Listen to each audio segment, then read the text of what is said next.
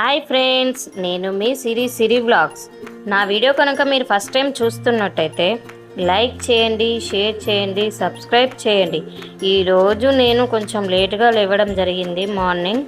అందుకోసమని ఎక్కడి పనులు అక్కడనే ఉండిపోయాయి చూడండి. పైగా స్కూల్కి ఏమో టైం అవుతుంది. చిన్నదానికి వంట ఇంకా కాలేదు.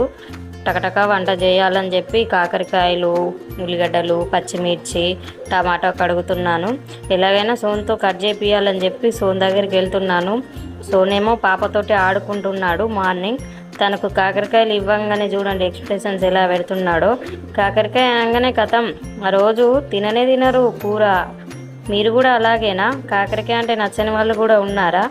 కామెంట్లో తెలపండి. నాకైతే కాకరకాయ కూర అంటే చాలా ఇష్టం చిన్నప్పటి నుండి. చూడండి కట్ చేశాడు. తను వెజిటేబుల్ కట్ చేసే లోపు నేను చిన్నదాన్ని అయితే రెడీ చేశాను. తర్వాత కాకరకాయ కర్రీ వండాను, రైస్ పెట్టాను. తర్వాత వాళ్ళకు లంచ్ బాక్స్ కూడా రెడీ చేశాను. తర్వాత ఈరోజు టిఫిన్ వచ్చేసి దోశ వేసి ఇచ్చాను. ఇద్దరు కలిసి తిన్నారు. ఇద్దరు తిన్నాక సోనుకు ఛాయ్ తీసుకెళ్ళి ఇచ్చాను. తను ఛాయ్ తాగి వర్క్కి అయితే వెళ్తున్నాడు.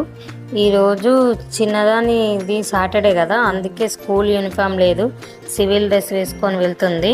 తను చూడండి బాయ్ చెప్పినా కూడా అసలు వెనుకకు తిరిగి చెప్పదు. అలాంటిది వాళ్ళ బాయ్ చెప్తే వెనుకకు వచ్చి మరి మమ్మీ నీకు ఒకటి చెప్పాలి అని చెప్పి వెనుకకు వచ్చింది.